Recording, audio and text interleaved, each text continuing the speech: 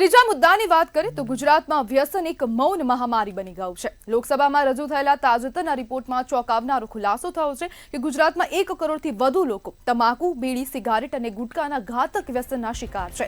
જે લોકોમાં જાગૃતિ લાવવા અનેક કેમ્પેઇન કાર્યક્રમો અને ચેતવણીઓ આપવામાં આવી રહી છે, ત્યારે ગ્રાઉન્ડ રિયાલિટી એ છે કે ગુજરાતમાં તમાકુનું ચલણ સતત વધી રહ્યું છે। રાજ્યમાં 25% લોકો તમાકુના બંધાણી છે, જ્યારે 19% લોકો માવો, ગુટકા, ખૈનીનો ઉપયોગ કરે છે। છેવટે બીડી અને સિગારેટ કરતા તમાકુ, ગુટકાના બંધાણીનો આંકડો વધારે હોવાથી કેન્સરના કેસોમાં પણ નોંધપાત્ર વધારો થઈ રહ્યો છે। સૌથી ગંભીર વાત એ છે કે 15 વર્ષથી વધુ વયના યુવાનોમાં વ્યસન ઝડપથી ફેલાઈ રહ્યું છે। શાળા, કોલેજો અને યુનિવર્સિટી જેવી સંસ્થાઓની આજુબાજુ જ તમાકુ અને ગુટકાનું બેફામ વેચાણ થતું હોવાથી યુવા પેઢી સીધી અસરગ્રસ્ત થઈ રહી છે અને ગુજરાતમાં હવે સતત આ જે વ્યસન છે તેના કારણે હવે લોકોના મોત પણ થઈ રહ્યા છે। કેન્સરના કેસોમાં પણ સતત વધારો નોંધાઈ રહ્યો છે, જ્યારે શાળા, કોલેજો અને યુનિવર્સિટીની આજુબાજુમાં પણ તમાકુ, ગુટકાનું બેફામ વેચાણ થઈ રહ્યું છે। કોઈ પણ પ્રકારની કાર્યવાહી થતી નથી અને કોઈ પણ પ્રકારનું કંટ્રોલ હવે તંત્ર પણ કરી રહ્યું નથી।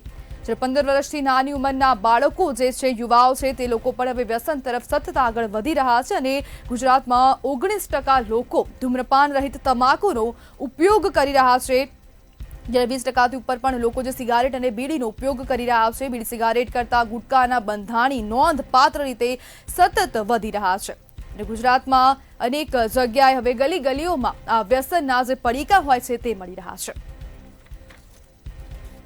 આપણી સાથે ડ્રગ એસોસિએશન ફેડરેશનના પ્રમુખ જસુ પટેલ જોડાઈ ગયા છે। જસુભાઈ, જાહેર જાગૃતિ હોવા છતાં પણ હવે ગુજરાતમાં કેમ વ્યસન સતત ફેલાઈ રહ્યું છે?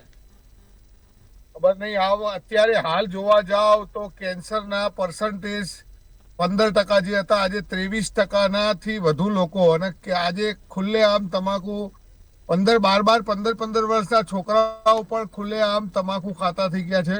સ્કૂલોની આજુબાજુ પહેલા નહોતું મળતું, આજે સ્કૂલની આજુબાજુ પણ ખુલ્લેઆમ હાટડીઓ હોય છે અને તમાકુનું સેવન ખૂબ મોટા પ્રમાણમાં વધી ગયું છે। યંગ જનરેશન આ બહુ આડી લાઈને જતું લાગે છે અને એક બાજુ ખોરાકોના હિસાબે પણ કાકા આજે જે રીતે ખાતરોનો જે મિસયુઝ થઈ રહ્યો છે કેમિકલનો, અને એના હિસાબે જે કઈ ખોરાકોની અંદર પણ એટલે અત્યારે હાલ જોવા જાવ તો વ્યસનનું જે પ્રમાણ હતું એ ખૂબ દિવસે દિવસે વધતું જાય છે।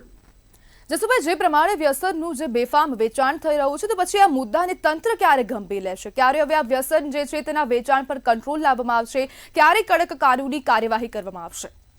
આજે ધારો કે ટેક્સ આટલો મોટો વધારી દીધો છે, છતાંય લોકો મોજશોખ માટેની વાતો નથી કરતા, ત્યાં આગળ કોઈનો ભાવ વધારો નથી દેખાતો, પણ નાની નાની વસ્તુઓની અંદર કોમેન્ટો કરી અને તમાકુનું સેવન ઓછું નથી કરતા। આજે એટલું બધું અને અત્યારે હાલ જોવા જાવ તો યુવા ધન એટલા બધા ખરાબ રસ્તે છે કે ગવર્મેન્ટ ઘણા બધા અવેરનેસ પ્રોગ્રામો કરે છે, ગવર્મેન્ટ એનું કામ કર્યા કરે છે, પણ ખબર નહીં છતાં પણ લોકોમાં કેમ? છતાં પણ હવે જે પ્રમાણે ગવર્મેન્ટ આ કામ કરી રહ્યું છે, અવેરનેસ પ્રોગ્રામ કરી રહ્યું છે, તો લોકોમાં કેમ અવેરનેસ નથી આવતી? એટલે સ્કૂલોની અંદર ને એ બધું અભિયાન એક ચાલુ કરવું જોઈએ। સ્કૂલ, કોલેજોની અંદર એક અભિયાન શરૂ કરી દેવું જોઈએ કે ભાઈ આ મેક્સિમમ યુવા ધન જે આડા રસ્તે જઈ રહ્યું છે અને કેન્સરની અંદર જે પ્રમાણ વધતું જાય છે એની અંદર ક્યાંક ને ક્યાંક કંટ્રોલ થાય। ચોક્કસ સરકાર કેન્સરની દવાઓની અંદર ટેક્સ 0 કરી અને એ બાબતનો ફાયદો થયો છે, પણ આ તમાકુનું સેવન કેમ કરીને ઓછું થાય, અથવા એમ કે ગુટકા ઉપર પ્રતિબંધ કેમ ના મુકાય? આજે બી મહારાષ્ટ્ર એવા ઘણા સ્ટેટ છે કે જ્યાં આગળ આનો પ્રતિબંધ છે, પણ આજે ખુલ્લેઆમ તમાકુ લોકો ખાતા થઈ ગયા છે। જસુભાઈ, ગુજરાતમાં હવે તમાકુ બંધી ક્યારે આવશે?